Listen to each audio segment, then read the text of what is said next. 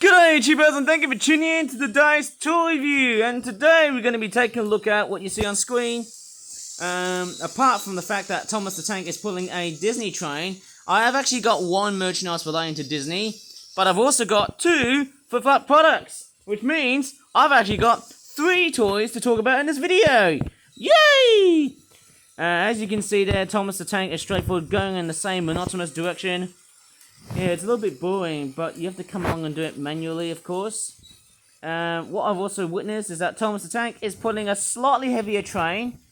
It's a little bit too heavy, but I'm pretty sure that Thomas is straightforward able to go. I'm pretty sure it's the battery that's causing him to hamper. I think that's what I'm seeing. Okay, so looking all pretty much fine and super dandy, in the way he pulls the trains and stuff. In fact, I might as well just give it a go now. Let me just flick the switch. Here you go, Thomas. I'm going to flick the switch for you. That's more like it. Okay, in your merry way towards this small chicane here, and also a bit of Trackmaster as well. That's what I've just built. But the items I'm going to be having a look at today are those two flip-flop products, and something related to Disney. Let's kick off with Pluto first. Right, so this is a Pluto plush toy. Strange enough, I got it off from a local charity shop along with some felt. No, it was actually some chalk pastels. It cost about £2. Obviously, it's quite a very good Will McCoy toy. Fairly nice to know. And the reason why it's Will McCoy is that if I have a look underneath at Pluto's tagline, you can see it's licensed by Disney, of course. Even though it's made in China, it actually is straightforward a fairly awesome looking toy. Those tags, they talk about the fact that this plushie is actually washable. There's a nice looking barcode, and I'll tell you what, it's actually quite nice. There's a little bit of this going on here as well. You can see it's made in China, although its age is for 2+. Okay, let's take a look at Pluto with the entire design here. He looks so stunning. He looks really, really happy. You can see the collar, you can see his tongue. Green collar, of course. And of course, you can definitely tell by his floppy looking ears, he looks very cheerful by the looks of him. He looks like a very lovely, playful dog toy, of course. Well, basically it's a doggy toy. Literal. Look at me now. There's his tail at the back. It's actually quite a fairly nice looking design of Pluto. And yeah, I have to say, it's quite a very nice design. You can see his little snap there on the front here. Looks very cute, actually. It's a very nice looking toy. Very much interesting to straightforward make every Disney enthusiast go wild with this. But let me just take a look at that tag again. It's the most important thing. I paid £2 at the Birmingham Hospice charity shop at Kings Norton.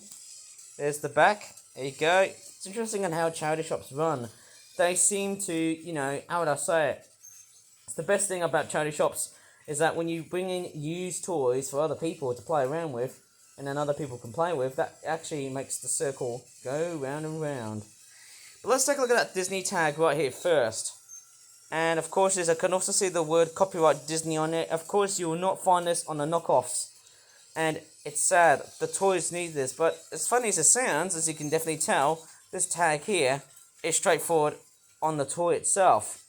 And that's actually very important because it actually talks about whether this toy needs to have some good certain maintenance. There you go, it's all made of polyester fibers and as it says there, polypropylene pellets. It's actually quite very much washable surface, washable only, air dry. So it's actually quite a fairly nice looking made plush toy. Thank goodness, thank you. It's actually quite a very nicely licensed sort of Disney toy. It's very made very, very nicely. And plush toys, as I can definitely tell, can be straightforward, be deceptive when it comes into knockoff forms. But this is a real McCoy Pluto toy. And of course, yes, when they're caught on fire, they actually burn even more easily.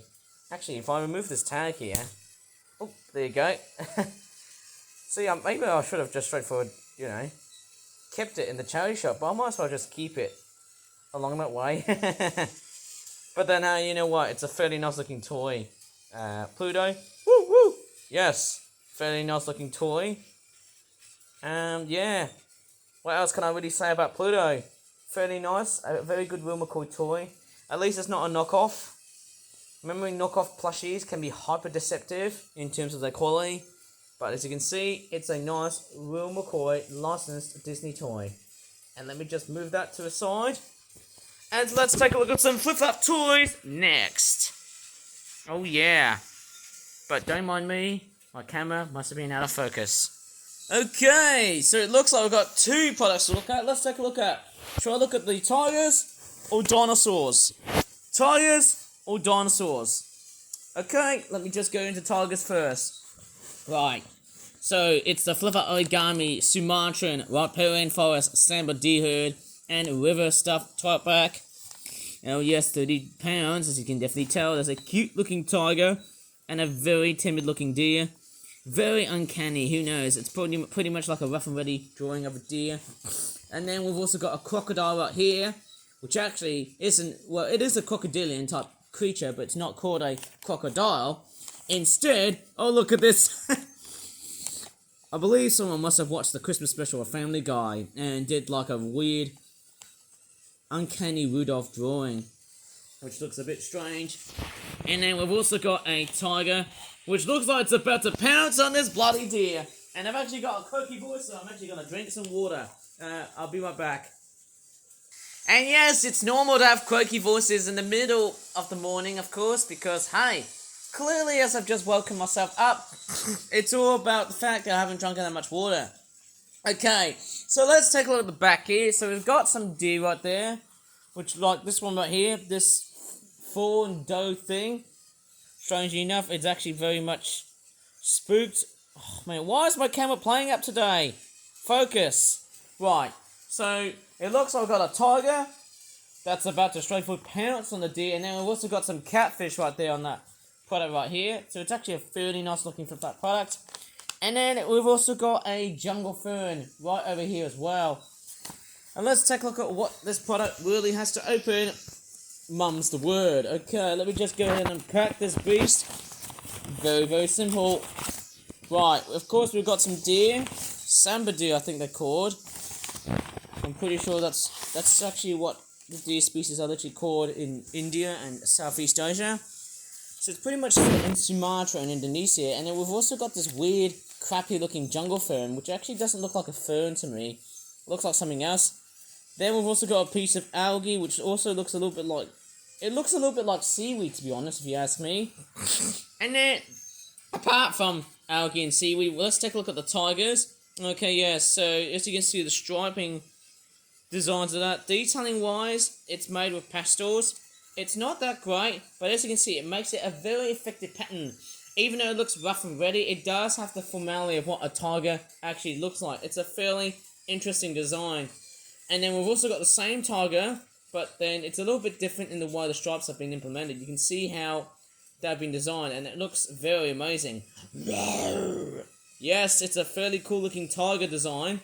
Very, very amazing. As you can see, tiger patterns are straightforward, very random in terms of their stripes. And yes, I did say stripes and not spots. Okay, without sounding like a bigot, let's take a look at these false gharial crocodiles. There you go. There's a little bit of a snout here. Hey, I could talk like Steve Irwin. Right. So yes, with those gharials, they've got like a reddish, brownish looking colorization. In fact, it looks more like yellowy, sort of ochre yellow, I guess, with a bit of a weird looking snout. I'm pretty sure with false gharials, they have actually got very long and slender looking snouts. And they can straightforward tear from limb, which I should straightforward say, oh, I must have missaid things. And then we've also got another false gharial and a crocodile. I think the only thing which is missing is probably detailing for the tongue or the mouth, I guess. Probably what would even make even more sense is to have the body even more detailed. Wouldn't that be fairly nice? And, you know one thing I've just noticed about crocodiles? They are, of course, well, let's just say the ancestors of dinosaurs, because, hey, we'll be taking a look at dinosaurs next. And, of course, there's more dinosaur-themed products coming up later on, sometime this week, because I do know that there's that Jurassic World Fallen Kingdom, Jurassic World Rebirth film that's coming up later on next month. Okay, we've also got some samba deer. This one looks fairly weird. It looks like they've actually got some subtle looking mouths. The way the mouths which are done, and also the eyes, they look a little bit subtle. In a sense, they look a little bit similar to how I made toys back in 2015 or 2014. That's probably what I'm guessing with these very weird looking, beady looking eyes. It's a little bit like eyes that you see on like Lego and stuff. They're a bit rough and ready, but they're quite interesting. And this one there's the stag, or the buck, because you can see it's got antlers on it. Yes, it's a fairly nice, impressive looking toy, considerably in how much it's been made. I can see some orange paint and brown paint, and also a bit of chalk pastels. It's actually, oh no, it's actually going over all my bloody duvet. That's not nice to hear. And we've also got some catfish as well, which also has got like whiskers on the front. It's a fairly nicely detailed looking toy, and as you can definitely tell, once again, they've got like greyish brown looking pastels, and I don't know why. Oh man, there's pastels everywhere. It's not really looking that great. Even the bloody fern has also got pastels on it, like, you know, green chalk pastels on it in terms of the detailing and stuff like that. Anyways, I'll pick up that seaweed. And let's move on to the next set here, which is of course the Flip-Flop Origami Penguin Club World. What product is it going to be called today? It is called the Raptor River Ravine 12-pack. Now, I'm not sure how good or bad this flip-flop product is, but I'm telling you what, guys, yes, it is another one of those Flip-Flop Origami dinosaur-themed toys with Penguin Club World on it. And yes, I'll be able to make more dinosaur-themed related toys, but is it really the end? No way, Jose, it isn't. I'll tell you what, I think dinosaurs have become so supremely popular, and that's because we're going up towards the lead up towards the Jurassic World Rebirth film, as far as I can definitely tell. There's the back. Actually, give me a sec. Let me just go and get something that might clean up the bed right here. Boom! Now, guess what, guys? I'm actually going to use some wipes to wipe my bed. Don't know how old they are, but I'll tell you what, hey, these are very essential to clean up my bed, because I'll tell you what, because of the pastels that have actually gone already on my bloody bed, there it is there. You can just see a bit of epicenter, bits of where there's a bit of pastel action. I'm actually going to wipe clean this duvet here. I don't want to dirty it so much again because of the stupid oil pastels. No, wait, chalk pastels, sorry. I think if it's oil pastels, they're a bit thicker, but if it's chalk pastels, it might be a bit thinner, and easily tends to make messes and stuff like that, which obviously we don't really want. Okay, so let's take a look. Oh, there's a pterodactyl just staring right into your soul. Stare into my eyes, and I own you! Right, so in this back right over here, so we've got 4 penguins, 1 jungle fern, 2 velociraptor dinosaurs with a bit of a chompy jaw action, triceratops, and there you go, that's it. Let's take a look at what we've got so far in this set here. So yes, this is looking prehistoric. Once again, it costs about £30. What? I must have been mad making these products a little bit expensive. Right, let me just go ahead and unpack this beast. Amazingly, Club Penguin is related to Disney. Please, Disney, don't sue me for that. Here he comes. Rightio, let's take a look at the fern. Straightforward, made out of chalk pastels. I don't know how good or bad this thing is. Maybe it might have been made out of layers of chalk pastels, and they're actually going on my fingers because I must have used them so weirdly. And let me just go ahead and take a look at the dinosaurs next, because I'm quite curious of what dinosaurs we've got today. We've got a pterodactyl, pterosaur thing.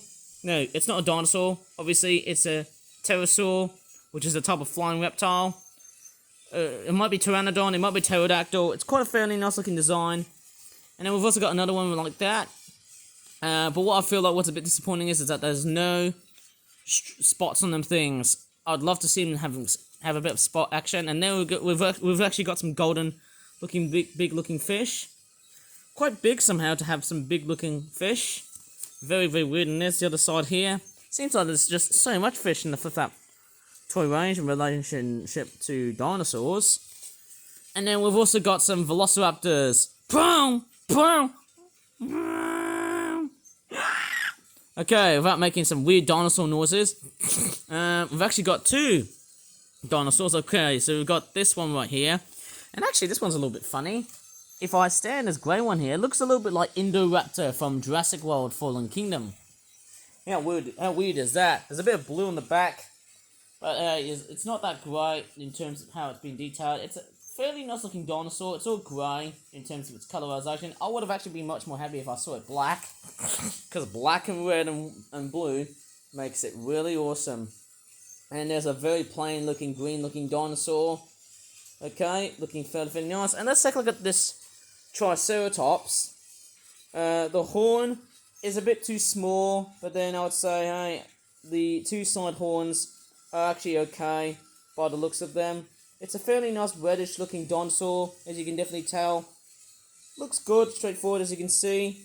I've got the tower fan with me today because it's actually straightforward, relatively warm at the moment. And then we've also got some penguins. What else could you even finish off without having to see bloody penguins all over again? It's quite weird, isn't it? But hey, very nice to know. We've got a light blue penguin, regular blue penguin, an orange penguin, and a green penguin. And I'm pretty sure they would have been done with, let's just say some paints. Watercolor paints, I guess. Pretty much so. Anyways, I'm going to straightforward leave the whole video here with all of this Jurassic mess. Good pun, hey, for the next Jurassic series. Tell you what, it's been a crazy looking toy review. I don't know how much I could really say, but I'm actually so glad to review more than 3, or actually more than 2 or 1 for that product. And that's because, hey, there's a lot more consistency, there's a lot much more depth, and it also adds to the play appeal of what my viewers are going to watch. So anyways, if you really enjoyed this fairly interesting long toy review, please give this video a very good like. Subscribe more for that videos and toy reviews like that, similar to what I've done so far, or what I'm going to be doing in the near future. And as always, thank you so much for watching, and goodbye for now.